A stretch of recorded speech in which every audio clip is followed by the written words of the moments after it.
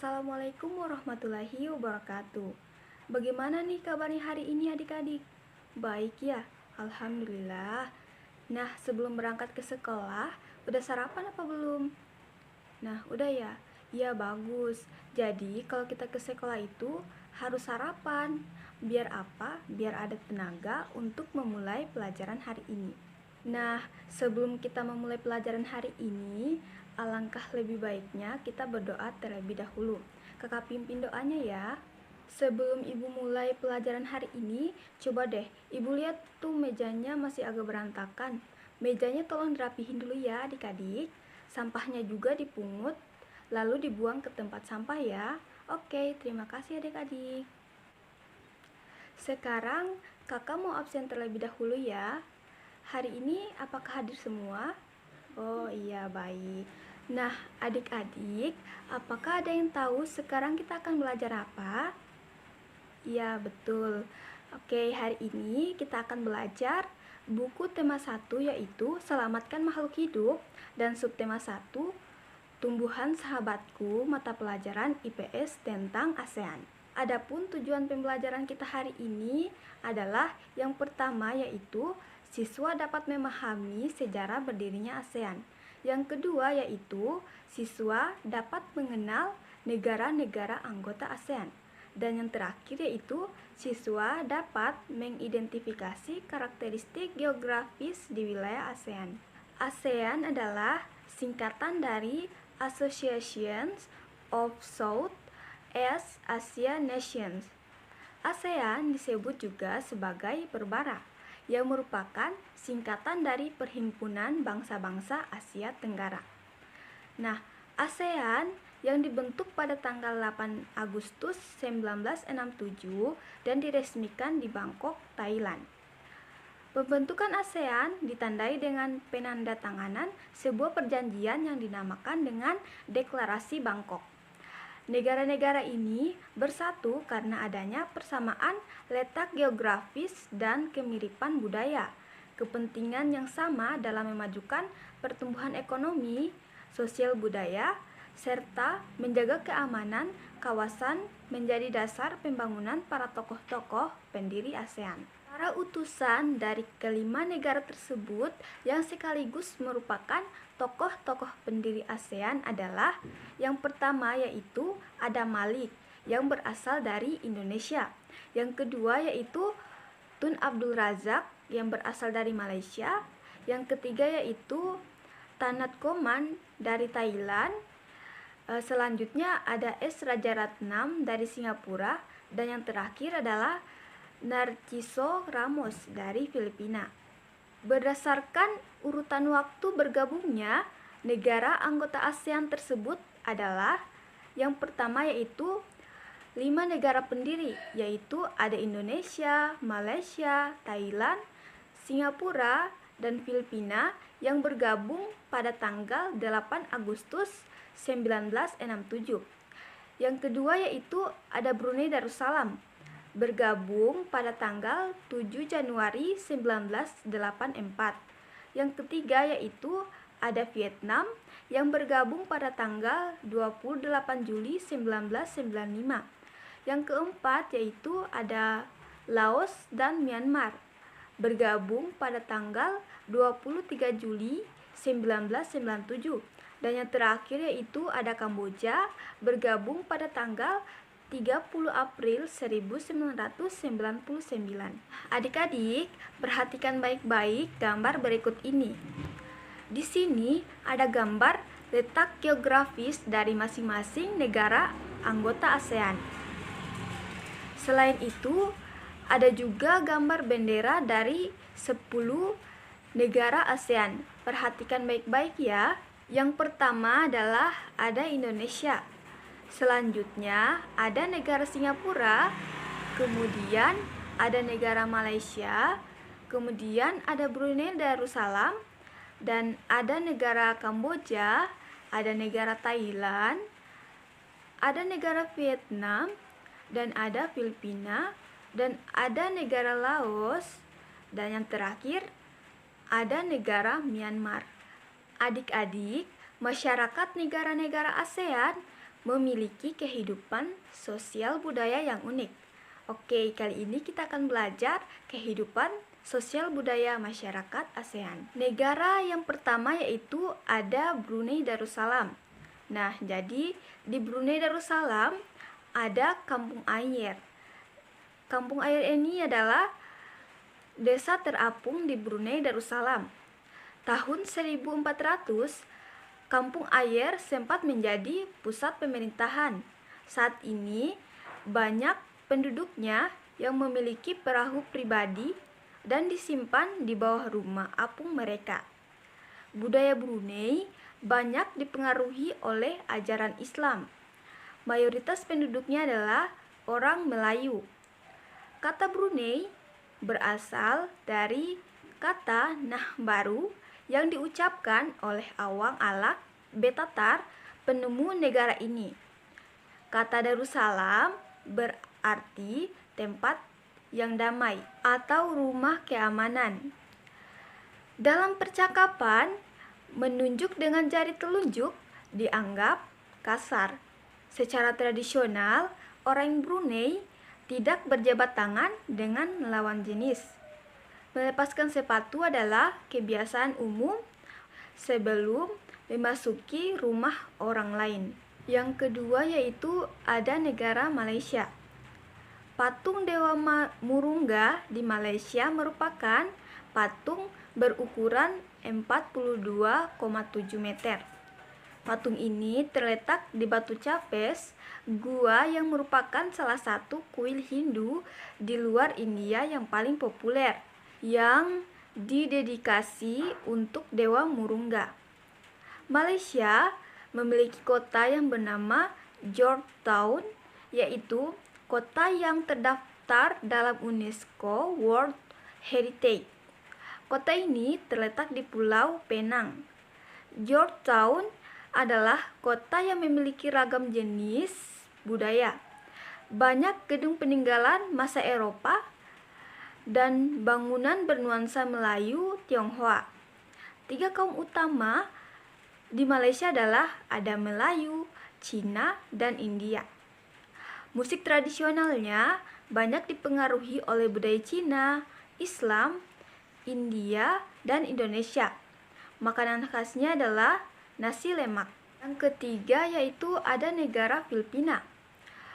Budaya Filipina merupakan hasil perpaduan antara budaya barat dan timur. Kehidupan budayanya dipengaruhi oleh budaya Melayu, Cina, dan Spanyol. Bahasa Filipina adalah bahasa nasional dengan bahasa Inggris sebagai bahasa pengantar untuk urusan perdagangan atau pergaulan. Ada 8 dialek utama yang digunakan oleh masyarakat Filipina, yaitu ada Tagalog, Cebuano, Ilocano, Hiligaynon atau Ilonggo, Bicol, Waray, Pampango, dan Pangasinense. Po dan Opo adalah sebutan orang Filipina terhadap orang yang lebih tua. Mereka memanggilnya dengan menggunakan kata-kata seperti kuya, ate, manong, atau manang yang menunjukkan rasa penghormatan. Jabat tangan adalah bentuk salam yang paling sering dijumpai di Filipina. Di Filipina ada tarian tinikling, merupakan tarian masyarakat Filipina. Tarian ini menceritakan tentang burung tinikling yang berjalan melompat menghindari perangkap bambu petani padi. Yang keempat yaitu ada negara Kamboja. Banyak candi di Kamboja yang terbuat dari batu. Dewa-dewa dari agama Hindu dan Buddha terukir pada tembok. Tari Apsara lahir pada 2000 tahun yang lalu. Relief tarian banyak ditemukan di bangunan-bangunan keagamaan di Kamboja. Orang Khmer mengenakan syal kotak-kotak yang disebut dengan krama. Pria dan wanita Khmer menggunakan bandul Buddha pada kalungnya. Tujuannya adalah untuk menjaga diri dari roh jahat dan membawa keberuntungan. Makanan terkenal Kamboja adalah cha yang berarti tumisan. Yang kelima yaitu ada Myanmar. Myanmar disebut sebagai negara 1000 pagoda. Hal ini disebabkan karena sangat mudah menemukan kuil-kuil suci Buddha. Mayoritas penduduk Myanmar adalah keturunan Tibet. Bahasa yang digunakan adalah bahasa Burma. Pakaian tradisional Myanmar yang disebut dengan longyi mirip sarung Indonesia, namun kain ini membelit bagian tubuh mereka mulai dari perut hingga betis. Longyi yang berbahan kain katun bukan saja dikenakan pria dewasa, namun juga anak-anak dan wanita. Yang keenam, ada Vietnam. Permainan menangkap jangkrik dengan mata tertutup adalah permainan tradisional anak Vietnam. Anak yang berada di tengah lingkaran, matanya ditutup kain, menangkap salah satu teman dan menebak namanya. Vietnam terkenal dengan baju khasnya yang disebut dengan Áo Dai. Topi caping pun banyak ditemui di sana. Orang Vietnam gemar duduk di dingklik, yaitu kursi yang sangat pendek.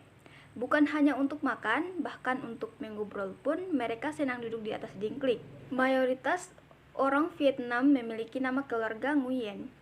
Hal ini disebabkan karena dinasti Nguyen berkuasa mulai 1803 sampai 1945 dan merupakan dinasti terakhir di Vietnam. Yang ketujuh, negara Laos.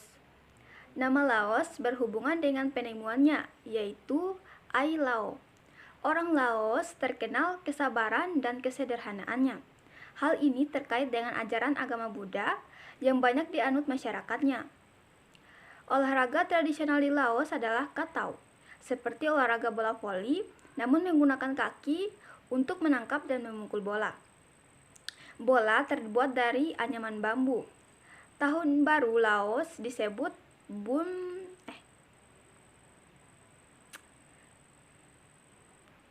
Tahun baru Laos disebut dengan Bun Pimay. Semua penduduk membersihkan rumah, mengenakan pakaian baru, dan mencuci patung-patung Buddha. Makanan utama bangsa Laos adalah nasi atau beras ketan yang dimakan dengan tangan langsung. Orang Laos menyebut dirinya Lu Khao Niao, yang artinya anak turun nasi ketan. Upacara sakral pemberian sedekah atau dikenal dengan Saibat merupakan upacara di Laos. Para biksu membawa baku kecil mengitari sebagian kecil kota untuk menerima sedekah dari penduduk setempat yang mayoritas beragama Buddha. Yang kedelapan, negara Thailand. Thailand adalah salah satu negara di ASEAN yang tidak pernah dijajah bangsa Eropa. Thailand dalam bahasa Thai adalah Pratet Thai, yang artinya tanah kebebasan. Sejak tahun 1800-an, Thailand berubah nama, antara lain Siam dari bahasa Sanskerta yang artinya gelap atau coklat, dan Thailand. Ramakien adalah cerita nasional Thailand yang memengaruhi kehidupan masyarakatnya. Di Thailand, kepala adalah bagian tubuh yang paling dihormati. Tidak ada orang yang akan berani menyentuh kepala, bahkan kepala anak-anak. Sebaliknya, bagian kaki dianggap bagian yang paling hina karena dipakai sebagai alat untuk menapak di tanah. Oleh sebab itu, kaki tidak boleh dihadapkan ke patung suci atau orang lain. Indonesia dan Thailand memiliki tradisi minum teh. Di beberapa daerah Indonesia, kebiasaan minum teh dilakukan secara turun-temurun. Salah satunya adalah teh yang diseduh di poci. Oleh sebab itu, teh tersebut dinamakan dengan teh poci. Di Thailand, teh disajikan dengan susu dan rempah-rempah. Teh tersebut dinamakan dengan Thai iced tea yang disajikan dingin. Yang kesembilan yaitu Singapura. Singapura memiliki lambang negara yaitu Merlion. Merlion adalah patung berkepala singa dan berbadan ikan. Menurut mitos, Singapura dahulunya adalah kampung ikan. Kampung ini bernama Temasek yang berasal dari bahasa Jawa yang artinya lautan. Singapura berasal dari kata Sanskerta yang berarti kota singa.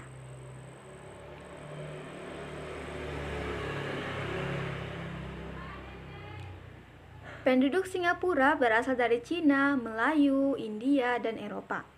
Kaum Baba adalah sebutan bagi keturunan Cina Melayu. Singapura memiliki 4 bahasa resmi, yaitu Melayu, Mandarin, Inggris, dan Tamil. Masyarakat Singapura memiliki budaya jalan kaki. Sekitar 80% masyarakatnya memilih untuk berjalan kaki kemana-mana. Hal ini disebabkan harga kendaraan, yaitu mobil dan bahan bakar, sangat mahal. Kepiting cabai adalah makanan yang sangat digemari masyarakat Singapura. Lalu, bagaimana dengan kehidupan dan budaya di Indonesia? Nah, adik-adik, diskusikanlah budaya dan kehidupan sosial masyarakat Indonesia dengan temanmu ya. Baik, kita lanjut. Kondisi geografis Asia Tenggara. Letak geografis Asia Tenggara berada di antara 3 perairan, yaitu yang pertama, Samudra Hindia dan Teluk Benggala di bagian barat. Yang kedua yaitu Laut Cina Selatan di utara, dan yang terakhir, Samudra Pasifik di timur. Wilayah Asia Tenggara dibagi menjadi 2 daratan, yaitu yang pertama, daratan berbentuk semenanjung. Wilayah yang berbentuk semenanjung itu adalah Myanmar dan Thailand, Laos, Kamboja, Vietnam, dan wilayah Malaysia bagian barat. Yang kedua yaitu daratan berbentuk gugusan kepulauan. Nah, jadi wilayah yang berbentuk gugusan kepulauan adalah negara Filipina, Indonesia, wilayah Malaysia bagian timur, Singapura, dan Brunei Darussalam. Adik-adik, cukup sekian pelajaran kita hari ini ya. Nanti dilanjutkan minggu depan. Ibu tutup dengan Assalamualaikum warahmatullahi wabarakatuh.